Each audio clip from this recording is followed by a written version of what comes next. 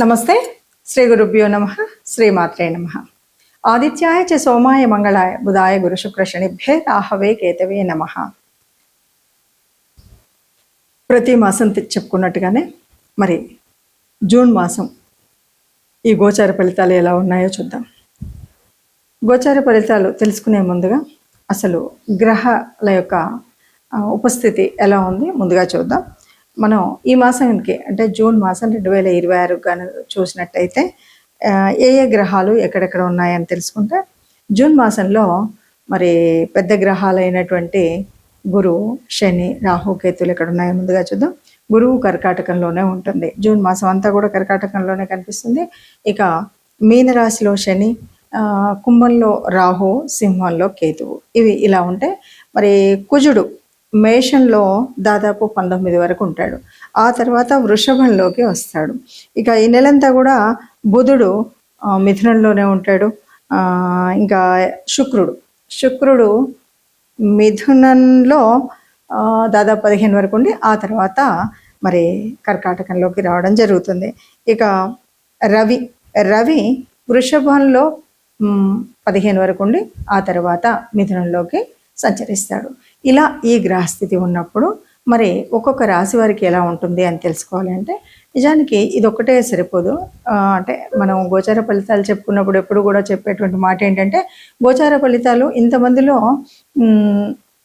కొంతమందికే చాలా యాక్యురేట్గా ఉన్నట్టు కనిపిస్తుంటుంది, మిగతా వాళ్ళకి కనిపించదు. కారణం ఏమిటి అంటే, మనకు నిజంగా జన్మకుండలిలో ఉన్నటువంటి గ్రహచారం ఎలా ఉంది, అంతేకాకుండా ఇప్పుడు నడుస్తున్నటువంటి దశ అంతర్దశ ఏంటి, మనకు ఏ గ్రహం యోగించే గ్రహం ఏది కాదు, వీటన్నింటి మీద ఆధారపడి ఉంటుంది. కాబట్టి కొన్నిసార్లు అనిపించవచ్చు. మరి అయినప్పుడు ఎందుకు చెప్పుకోవాలి ఈ మాస ఫలితాలు కానీ పక్ష ఫలితాలు కానీ అంటే, మనకు ఈ గోచారం వల్ల ఇప్పుడు ఉన్నటువంటి స్థితిగతుల వల్ల కొన్ని కష్టాలు, నష్టాలు, లేకపోతే అదృష్టాలు ఇవన్నీ ఉంటాయి. కాబట్టి వాటిని అందిపుచ్చుకునే అవకాశం మీకుంది. మీరు కాస్త దాని మీద శ్రమ పడినట్టయితే, దాని మీద కాస్త శ్రద్ధ చూపినట్టయితే మనం బాగుపడేటువంటివి ఏదైనా ఉన్నాయి, లేదు వచ్చేటువంటి కష్టాలను తొలగించుకునేటువంటి స్థితి ఉంది. లేదు అలా కాదు, ఏ గ్రహం కూడా అనుకూలించట్లేదు అన్నప్పుడు తప్పనిసరిగా ఆ గ్రహాల యొక్క అనుకూలత కోసం ఏం చేయాల్సి ఉంటుందో చూస్తాం. అలాగే ఏ గ్రహం అనుకూలిస్తుందో ఆ గ్రహం నుండి మనం ఏమేమి ఎలా తీసుకోవాలో తెలుస్తుంది. అందువల్ల తప్పనిసరిగా గోచారం అనేటువంటిది మనం చెప్పుకుంటూ ఉంటాం, చూస్తూ ఉంటాం. ఇది ఒక్కొక్క రాశి వారికి ఒక్కొక్క స్థితిని బట్టి ఉంటుంది. ఎందుకంటే ఉన్నటువంటి గ్రహాల్లో ఏ గ్రహానికి ఏది అష్టమ స్థానంలో ఉంది, ఏది అర్ధాష్టమ స్థానంలో ఉంది, ఇవన్నిటిని బట్టి ఏ స్థానాలు ఏ రకమైనగా యోగ్యమైనటువంటివి అన్న దాని మీద నుండి మనం గోచార ఫలితాలు చెప్పుకుంటూ ఉంటాము. తదుపరి రాశి కర్కాటక రాశి. ఈ కర్కాటక రాశి వాళ్ళని కనుక చెప్తే, ఇప్పుడున్నటువంటి గ్రహం ముఖ్యంగా రాశిలోకి మరి అత్యంత పుణ్యప్రదుడైనటువంటి గురు గ్రహం వస్తున్నారు. 1, 2 ఈ కర్కాటక రాశికి ఆయనకు ఉచ్చ స్థానం. ఈ 2 కూడా కాస్త మంచి విషయాలుగా చెప్పచ్చు.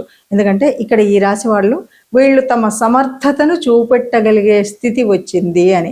సమర్థత అంటే ఇప్పటి వరకు ఆయన్ని అందరూ కూడా మనం మామూలు మనిషి అనుకుంటాం, ఆవిడవని ఆయన అవనివ్వండి ఓ మామూలు అంటే, కానీ వాళ్ళల్లో ఇప్పటి వరకు ఉన్నటువంటి ఇన్బోర్న్ టాలెంట్ ఏదైతే ఉందో దాన్ని బయటకు తీయగలిగినటువంటి శక్తి, ధైర్యము, అవకాశము అన్నీ వచ్చేటువంటి సమయం ఇదిగా చెప్పొచ్చు. దీన్ని చూసి చాలా వరకు గౌరవం పొందేటువంటి స్థితి అని కూడా చెప్పొచ్చు. అయితే కొన్ని ఏంటంటే అక్కడక్కడ చిన్న చిన్న నిరుత్సాహాలు కూడా ఏర్పడతాయి. అంటే కేవలం గురువు ఒకడు పుణ్యం చేసినంతలో కాదు కదా, పుణ్యప్రదంగా మనకు శుభప్రదంగా ఉన్నంతలో కాదు కదా, మిగతావి కూడా ఉంటాయి. కాబట్టి కొంచెము ఏదైనా ఇచ్చిపుచ్చుకునేటువంటి వ్యవహారాలు ఉంటే అక్కడ చాలా జాగ్రత్తగా ఉండాలి. ఎవరికి ఇచ్చినా రాతకోతలు ఉండాలి, తప్పకుండా ఏదో సాక్షిలాగా ఉండాలి తప్ప, మావాడే కదా, మా తమ్ముడే కదా, నేను ఏమి చేసినా పర్వాలేదు అనుకుంటే పంగనామాలు పెట్టేటువంటి పరిస్థితి అయితే పక్కా ఉంటుంది. కాబట్టి ఏ విషయంలోనైనా చాలా జాగ్రత్తగా ఉండడం అనేటువంటిది ఉండాలి. లేకపోతే వీటి వల్ల పెద్ద పెద్ద వాగ్వివాదాలు అయ్యేటువంటి స్థితి ఉంది, రేపు దూరం అయ్యేటువంటి పరిస్థితి కూడా ఉంటుంది. కాబట్టి ఎంతటి మానవుడైనా సరే ఈ ఆర్థిక స్థితి వచ్చేటప్పటికి తప్పనిసరిగా శత్రుత్వం అనేది పెరుగుతుంది. కాబట్టి ఇది బంధం అనుబంధం అనుకోకుండా ఈ ఆర్థిక వ్యవస్థలో మాత్రం తప్పకుండా తగు జాగ్రత్తలు తీసుకుని అది మనం ముందడుగు వేయాలి అనే చెప్పాలి. ఇక ఆడవాళ్ళకి కనుక చూస్తే కుటుంబ పరంగా చిన్న చిన్న ఏదో అత్త తిట్టిందనో, తోటికోడలు నవ్విందనో ఇలాంటివి, లేదు అంటే మనం చేసుకునే పనిలో కావలసినటువంటి వస్తువులు లేవనో, ఇద్దరి ఆలుమొగల మధ్యలో వచ్చేటువంటి చిన్న చిన్న చికాకులు, లేదు పిల్లలు లేవని 10 మంది నవ్వుతున్నారు, ఇలా ఏదో ఒక రకమైన చిన్న చిన్న చికాకులు అయితే తప్పనిసరిగా ఉంటాయి. ఇవన్నీ మనం కొద్దిగా గుర్తుపెట్టుకోవాలి. ఇవి కాకుండా మనకు ఒక ఆనందకరమైనటువంటి విషయం ఏంటంటే, ఈ మాసంలో చాలా వరకు వాహనాలు లేనటువంటి వాళ్ళు వాహనాలు కొనుగోలు చేయాలి అనుకున్న వాళ్ళకి మంచి అవకాశం. ఈ సమయంలో తప్పకుండా మీరు వెళ్ళారంటే మీకు నచ్చినటువంటిది తెచ్చుకోవాల్సినటువంటి ఒక యంత్రం ఏదైనా, కొన్నిసార్లు కొన్ని మిషనరీస్ కొనుక్కోవాలి అనుకుంటుంటారు. ఇంట్లో బోరింగ్ మిషన్ కావచ్చు, లేకపోతే కుట్టే మిషన్ కావచ్చు, ఏదైనా సరే ఏ యంత్రమైనా సరే కొనుగోలు చేయాలనుకున్నటువంటి వారికి ఇప్పుడు మనం కొనుక్కునేటువంటిది చాలా, అంటే ఒక ఆర్థిక ధనం వయసు మంచి లాభంలో వచ్చిందండి అంటుంటాం, మంచి లక్కీ వాహనం అంటుంటాం. ఇలాంటివన్నీ జరిగేటువంటి అవకాశం ఈ సమయంలో ఉంది. మొత్తంగా మనం ఈ రాశి గురించి చెప్పుకున్నాము అంటే, గురుడు మనకి ఆయన ఉన్నటువంటి స్థానమే మన రాశి కాబట్టి చాలా వరకు సుఖంగా ఉంటాయి. ఎప్పుడు కూడా తానున్నటువంటి స్థానానికి కష్టం చేయడం, నష్టం చేయడం అనేటువంటిది గురువు చేసేటువంటి పని కాదు. గౌరవం పొందుతూనే ఉంటాం, కానీ అక్కడక్కడ ఆర్థిక స్థితిలో ఉండేటువంటి ఇబ్బందులు ఉంటాయి కాబట్టి వాటిని తట్టుకొని నిలబడడానికి మానసికంగా ధైర్యం తెచ్చుకోవాలి. వాటితో పాటు మనం కొనుక్కోవాల్సినటువంటి యంత్రాలు కానీ, మెషినరీ కానీ ఇవన్నీ చేసుకోవాలి. ఇంట్లో ఉన్నటువంటి ఆడవాళ్ళు అయితే ప్రత్యేకించి కాస్త మాట్లాడేటప్పుడు జాగ్రత్తగా, ఎందుకంటే మనం మాట్లాడే మాటల వల్ల వచ్చేటువంటి గొడవలతో వచ్చే చికాకులు ఎక్కువగా ఉన్నాయి కాబట్టి ఆ చికాకులు రాకుండా ఉండాలంటే కొంచెం సమన్వయాన్ని పాటించినట్టయితే ఏ ఇబ్బంది లేకుండా సుఖంగా ఉండగలుగుతాము అని కర్కాటక రాశి వారికి చెప్పచ్చు. ఇప్పుడు మనం పక్ష ఫలితాలు అయితే చూసాం కదా. పక్ష ఫలితాలు చూసినప్పుడు మనకేమనిపిస్తుంది అంటే, సరే ఎప్పుడు ఏ మాసంలో అయినా కొంచెమే కదా తేడా ఉంది అంటే, మనకి ఇక్కడ ఒకటి గుర్తుపెట్టుకోవాలి. ఏం గుర్తుపెట్టుకోవాలంటే, ప్రతి రాశి యొక్క గమనం ఉంటుంది. అందులో దీర్ఘకాలంగా చెలించేటువంటి రాశులు కొన్ని. ఇప్పుడు శని ఉన్నాడు అనుకో, ఒక రోజులో మారిపోడు, కొన్ని నెలలు అందులోనే ఉంటాడు కాబట్టి ఆ ఫలితం అలాగే కనిపిస్తూ ఉంటుంది, కొంచెం కొంచెం మార్పు. అలాగే రాహు కానీ, కేతు కానీ 18 నెలలు అయితే కానీ మార్పు రాదు. అలాగే గురువు ఉన్నాడంటే సంవత్సర కాలం అందులోనే ఉంటాడు. ఇలా ఒక్కొక్క రాశికి ఒక ఉంటుంది. కేవలం నెలలో రవి, బుధుడు, శుక్రుడు, లేదా 45 రోజులకు మారేటువంటి కుజుడు, వీళ్ళు ఈ కొంచెం మార్పు వల్లనే మనకు ఉండేటువంటి మార్పు కనబడుతుంది. మరి మొదటి పక్షానికి రెండవ పక్షానికి తేడా ఏంటి అంటే, మనం అవునన్నా కాదన్నా రవి మొదటి పక్షంలో ఒక చోట, అంటే 15 రోజులకు ఒకసారి నెలకు మారుతున్న 15వ తారీఖు మార్పు జరుగుతుంది కాబట్టి మొదటి 15 రోజులు ఒకవైపు ఒకలాగా, రెండవ 15 రోజులు ఒకలాగా కనిపిస్తుంది. ఆ రవి మారినటువంటి వల్ల రవి యొక్క ఏదైతే రవి ఇచ్చేటువంటి కారకత్వాల వల్ల మనకి మార్పు అనేటువంటిది, ఆ చిన్న మార్పు కానీ పెద్ద మార్పు కానీ కనబడుతూ ఉంటుంది అనమాట. రవి ఉన్న స్థానాన్ని బట్టి, రవి చెందేటువంటి మార్పులు బట్టి, అలాగే బుధుడు చెందేసేటువంటి వాటిలో ఈ ఆలోచన శక్తి ఎలా ఉంటుంది ఏంటి అని మనం చెప్తాం. ఇలా చూస్తూనే మనం చెప్పుకునేటువంటిదే ఈ గ్రహస్థితి. మరి ఇలా చెప్పుకున్నప్పుడు, మరి అలా చెప్పినా కూడా మీరు అన్నట్టుగా కొన్ని చోట్ల బాగా అనిపించింది, కొన్ని చోట్ల నాకు ఎగ్జాక్ట్గా అనిపించలేదు అంటాం. ఇవన్నీ కూడా మనం ఎందుకంటే, ఈ బుధుడు ఇక్కడ ఉన్నాడు కాబట్టి యోజన శక్తి తక్కువ ఉంది, ఆలోచన విధానం తక్కువ ఉంది. ఈ బుధుడు ఇక్కడ ఉన్నాడు కాబట్టి ఈసారి మనకు మంచిగా అవుతుంది. గురువు ఉచ్చస్థానంలో ఉన్నాడు కానీ మీకు అనుకూలమైన స్థితి లేదు కాబట్టి ఆయన ఆలోచించే విధానం లేదు. గురువు ఉచ్చంలో ఉన్నాడు, మీకు అనుకూలమైన గ్రహం కాబట్టి మంచి మేధాశక్తి, మంచి ఆలోచన విధానం ఉంటుంది అని చెప్తాం. అంటే దీన్ని చెప్పేటప్పుడు అలా చెప్పడం వల్ల, ఓహో నాకు ఇప్పుడు గురుగ్రహం సరిగ్గా అనుకూలంగా లేదు కాబట్టి నేను యోచించేటప్పుడు, ఎవరితో అయినా మాట్లాడేటప్పుడు, పెద్దలతో ఉండేటప్పుడు నేను ఇలాంటి నిర్ణయాలు తీసుకోవాలని ముందు జాగ్రత్త చర్యగా మనం చేయాల్సిన పనుల గురించి చెప్పేటువంటిది.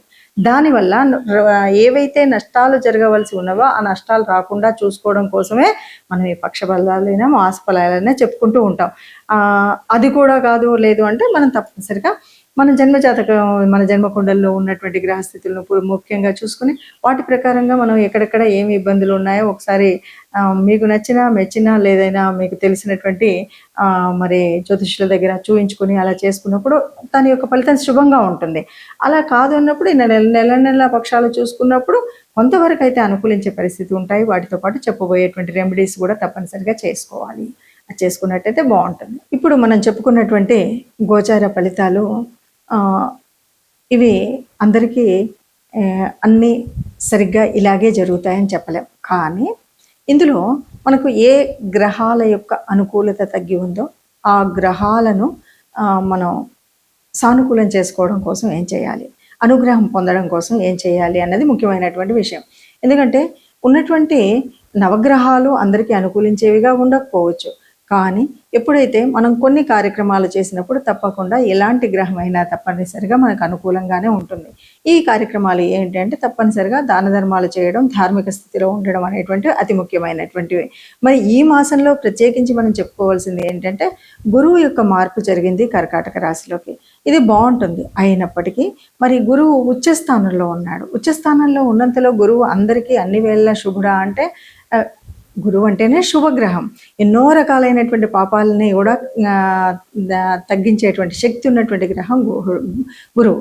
అయినప్పటికీ కొన్నిసార్లు కొంతమందికి అది అనుకూలించదు. అంటే అనుకూలించినప్పుడు ఏం చేయాలి అంటే చెడైతే చేయదు, కానీ మనం గ్రహం యొక్క ప్రార్థన చేయడం కానీ గురువు యొక్క అనుగ్రహం పొందడానికి ఏమేం చేయాలి. ముఖ్యంగా ఈ మాసంలో చెప్పుకోదగినటువంటిది ఏంటి అంటే ఈ గురు మార్పు నుండి మనం పొందాల్సినటువంటి లాభం ఎలా అంటే మన యొక్క గురువులు, ఆచార్యులు లేదా గురువు స్థితిలో ఉన్నటువంటి వారు, గురు తుల్యులైనటువంటి వారు, తల్లిదండ్రుల స్థానంలో ఉన్నటువంటి వాళ్ళు, తల్లిదండ్రులు, వీళ్ళందరికీ కూడా ఎప్పుడు మనం కావలసినటువంటి సహాయం చేయడం, లేకపోతే వాళ్ళని అమర్యాద పాలు చేయకుండా ఉండడం, లేకపోతే వాళ్ళకి గౌరవాన్ని ఇవ్వడం, ఇలాంటివన్నీ కూడా చాలా ముఖ్యమైనటువంటివి.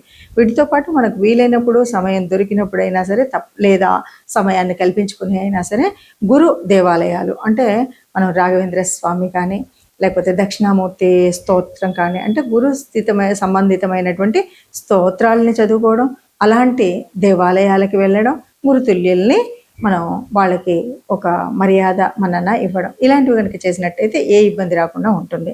ఇక వీటితో పాటు తప్పనిసరిగా ఏ గ్రహము ఒక గ్రహం అనుకూలం, మరో గ్రహం అననుకూలం ఉంటుంది. కాబట్టి మీకు వీలును బట్టి తప్పనిసరిగా సర్వదేవతా నిలయమైనటువంటి గోశాలకు వెళ్ళండి. ఎందుకంటే గోమాత అక్కడ అన్ని దేవతలు ఆ తల్లిలో ఉంటాయి కాబట్టి గోశాలకు వెళ్ళండి. వీలుని బట్టి తోచినంత గోగ్రాసాన్ని ఇచ్చినట్టయితే మనకున్నటువంటి చిన్న కష్టమైన పెద్ద కష్టమైన అననుకూలంగా ఉన్నటువంటి స్థితిగతులైనా తప్పనిసరిగా మనకు పెద్ద నష్టాన్ని తేకుండా సామాన్యంగానైనా ఉంటాయి అన్నది మనం ఆ జాగ్రత్తను పాటించడం కోసం చేయవలసినటువంటిది. ఏది ఏమైనా సరే మనం చేసేటువంటి ధార్మిక కార్యక్రమాల వల్ల, దాన ధర్మాల వల్ల మనం సుఖంగా ఉంటాం. కాబట్టి దీన్ని దృష్టిలో పెట్టుకొని మనం అటువైపు దాన ధర్మాలు లేక ధార్మిక స్థితిలో ఉండడం అనేది చేస్తూనే ముందుకు వెళ్తూ